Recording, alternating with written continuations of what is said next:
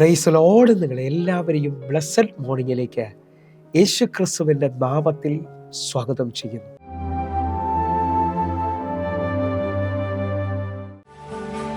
യേശുവിൻ കൂടെയുള്ള യാത്ര ആനന്ദമേ, ആത്മാവോട് ചേർന്നിരുന്നാൽ ഭയമില്ലയേ. യേശുവിൻ കൂടെയുള്ള യാത്ര ആനന്ദമേ, ആത്മാവോട് ചേർന്നിരുന്നാൽ ഭയമില്ലയേ. അൻപീറുന്ന കൈകളാൽ അത്ഭുതമായി നടത്തിടും മാധുര്യമേറും മൊഴികളാൽ തൻ സ്നേഹം എന്നോട് പങ്കുവയ്ക്കും. ഒറ്റയ്ക്കു വിടുകയില്ല, മടുത്തു മാറുകയില്ല. ഒറ്റയ്ക്കു വിടുകയില്ല, മടുത്തു മാറുകയില്ല. അന്ത്യം വരെ ആ ചുടുമതി യേശുവിൻ്റെ കൂടെ മതി. അന്ത്യം വരെ ആ ചുടുമതി യേശുവിൻ്റെ കൂടെ മതി.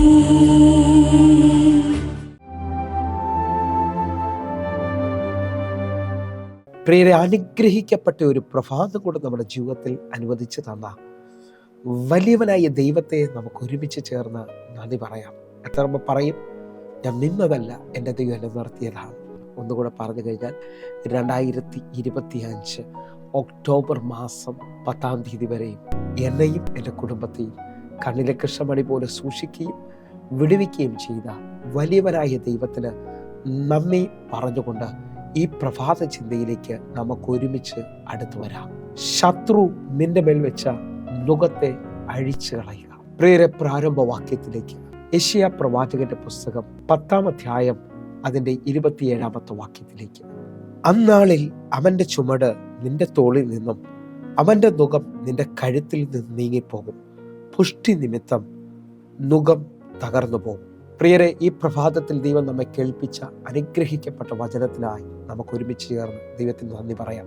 ഈ പ്രഭാതത്തിൽ നാം ചിന്തിക്കുന്നത് ശത്രു നമ്മുടെ മേൽ വെച്ചിരിക്കുന്ന നുകത്തെ അഴിച്ചു കളയുക എന്നുള്ളതാണ്. വിശ്വസിക്കുന്നവരാണെങ്കിൽ വായിച്ചു കേട്ട വാക്യത്തിനകത്ത് അന്നാളിൽ അവൻ്റെ ചുമട് നിന്റെ തോളിൽ നിന്നും അവൻ്റെ നുകം നിന്റെ കഴുത്തിൽ നിന്നും നീങ്ങിപ്പോകും.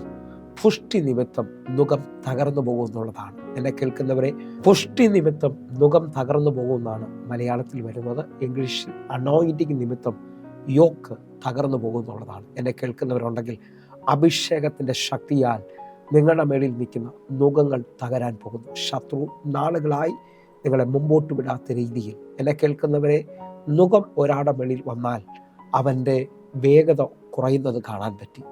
ആഗ്രഹിച്ച നിലയിൽ കാര്യങ്ങൾ സാധിക്കാതെ വേഗത കുറഞ്ഞ് ജീവിതത്തിൽ എവിടെയോ ഒതുങ്ങുന്ന അനുഭവത്തിൽ അല്ലെങ്കിൽ തളർന്നു പോകുന്ന അനുഭവത്തിലേക്ക് വരുന്നത് കാണാൻ പറ്റും. പക്ഷേ നിങ്ങൾ വിശ്വസിക്കാമെങ്കിൽ, ആത്മാവിൽ നിങ്ങൾ ആരാധിക്കുന്നവരാണെങ്കിൽ, പൗലോസും ശീലാസും കൈകാലുകൾ ബന്ധിക്കപ്പെട്ടവരായി, ഒന്നുകൂടെ പറഞ്ഞാൽ കാലുകൾ ആമത്തിലിട്ട് പൂട്ടി അവർ ബന്ധിക്കപ്പെട്ടവരായി കിടക്കുമ്പോൾ ആ രാത്രിയിൽ അവർ ആത്മാവിൽ ആരാധിച്ചു.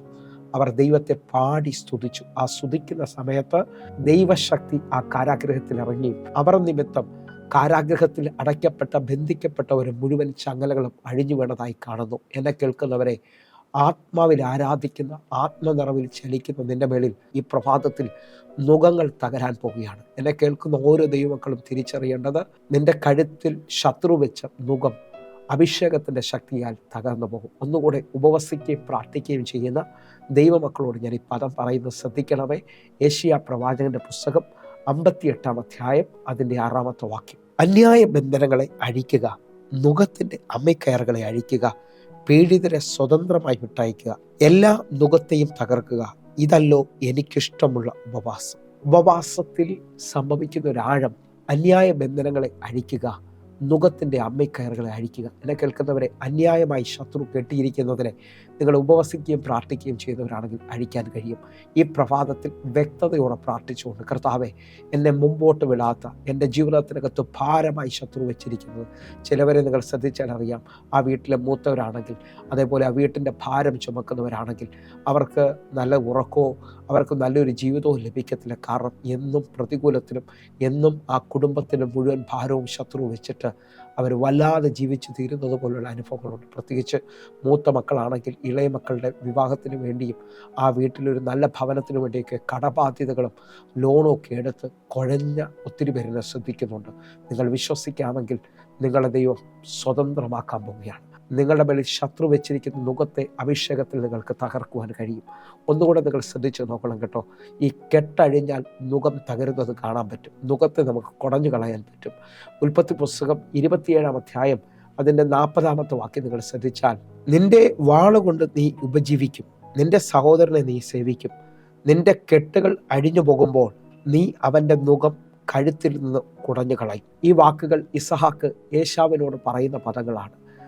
തൻ്റെ വാക്കിനകത്ത് ജ്യേഷ്ഠാവകാശം നഷ്ടപ്പെടുകയും അനുഗ്രഹം നഷ്ടപ്പെടുത്തി കളയുകയും ചെയ്യുന്ന അനുഭവത്തിനകത്ത് ഇതാ ഇസഹാക്ക് ഏശാവിനോട് പറയുകയാണ്, നിന്റെ വാളുകൊണ്ട് നീ ഉപജീവിക്കും, നിന്റെ സഹോദരനെ നീ സേവിക്കും, നിന്റെ കെട്ടുകൾ അഴിഞ്ഞു പോകുമ്പോൾ അവൻ്റെ നുകത്തെ നിനക്ക് കഴുത്തിൽ നിന്ന് കുടഞ്ഞു കളയാൻ കഴിയും. എന്നെ കേൾക്കുന്നവരെ, കെട്ടുകൾ അഴിഞ്ഞാൽ ചില നുകങ്ങളെ നിഷ്പ്രയാസം കുടഞ്ഞു കളയാൻ പറ്റും. നിങ്ങൾ വിശ്വസിക്കുന്നവരാണെങ്കിൽ ഈ പ്രഭാതത്തിൽ എന്നെ കേൾക്കുന്നവർക്കറിയാം, മുമ്പോട്ട് പോകാൻ പറ്റാത്ത ചില അനുഭവങ്ങൾ, എന്നും ഭാരം ചുമക്കുന്നവർ, ജോലിയിലാണെങ്കിൽ ഒരു ജോലി കയറ്റമില്ലാതെ, കുടുംബത്തിലാണെങ്കിൽ ഒരു സമാധാനമില്ലാതെ, തലമുറകൾക്ക് ഉയർച്ചയില്ലാതെ, എല്ലാ ദിവസവും കടവും ഭാരവും രോഗവും ഒക്കെ ആയിട്ട് നിൽക്കുന്ന അനേകരെന്നെ ശ്രദ്ധിക്കുന്നുണ്ട്. നിങ്ങളുടെ ജീവിതത്തിനകത്ത് നിങ്ങൾ വിശ്വസിക്കുന്നവരാണെങ്കിൽ ഒരു സീസൺ തിരിയാൻ പോവുകയാണ്.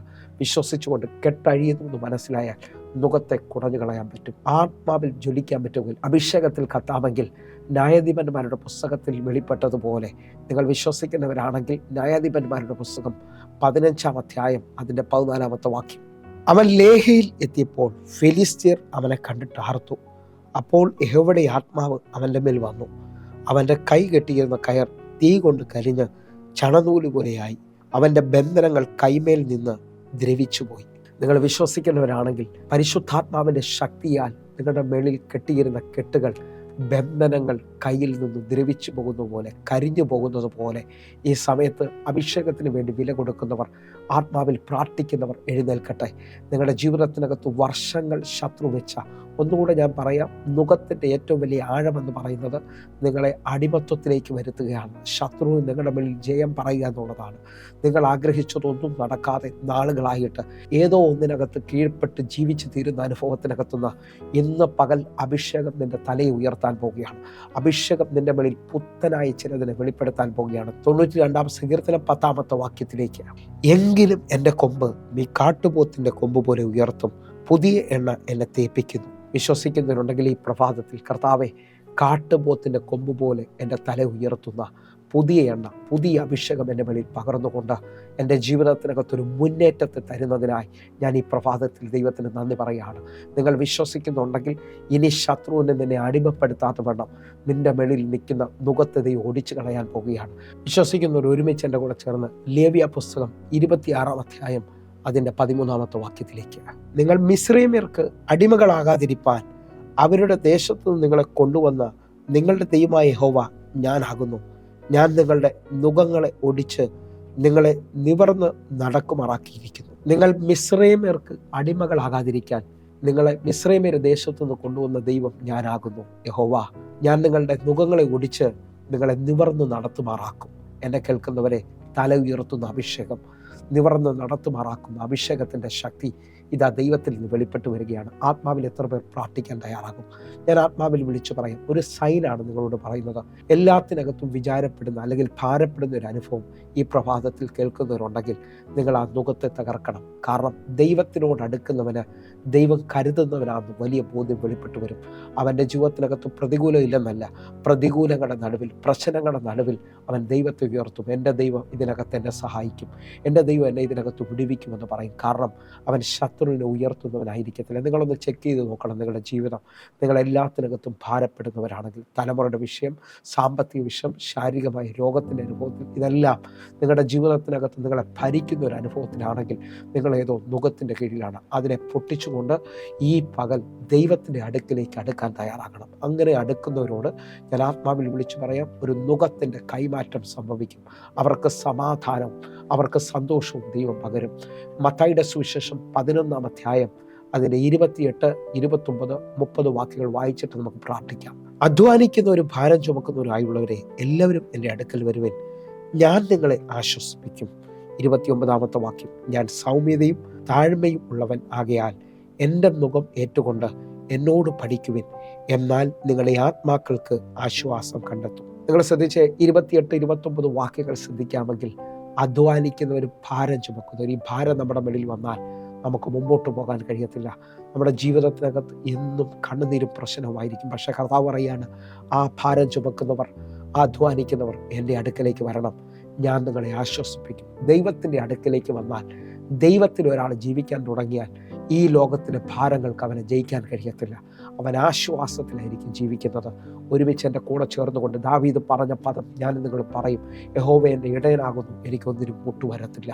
നമ്മളെ കുറവുകളില്ലാതെ മുമ്പോട്ട് നടത്താൻ നമ്മുടെ ദൈവശക്തനാണ്. 40 വർഷം ഇസ്രായേൽ മക്കളെ മരുഭൂമിയിൽ ഒന്നിനും കുറവില്ലാതെ നടത്തിയ ദൈവം അവൻ്റെ മഹത്വത്തിൽ നിന്നെ നടത്താൻ പോവുകയാണ്. കർത്താവിൻ്റെ അടുക്കലേക്ക് വരാൻ പറ്റുമെങ്കിൽ 91-ാം സങ്കീർത്തനം 14-ാമത്തെ വാക്യം പറയുന്നു, അവൻ എന്നോട് പറ്റിയിരിക്കൽ ഞാൻ അവനെ വിടുവിക്കും, അവൻ്റെ നാമത്തെ അറിയാൽ ഞാൻ അവനെ ഉയർത്തും. വിശ്വസിക്കുന്നവരുണ്ടെങ്കിൽ ഈ പ്രഭാതത്തിൽ ചില നുകങ്ങളെ പൊട്ടിച്ചുകൊണ്ട് കർത്താവിൻ്റെ അടുക്കലേക്ക് വരുന്നവർ, ആശ്വാസത്തിൻ്റെ നുകം, സൗമ്യതയുടെ നുകം, ഭാരങ്ങൾ കുറയുന്ന അനുഭവത്തിലേക്ക് നിങ്ങൾക്ക് ഒരു കൈമാറ്റം ഉണ്ടാകും. കാരണം എൻ്റെ കർത്താവ് ആശ്വസിപ്പിക്കുന്നവനാണ്. 30-ാമത്തെ വാക്യം വലിയ ആഴമാണ്.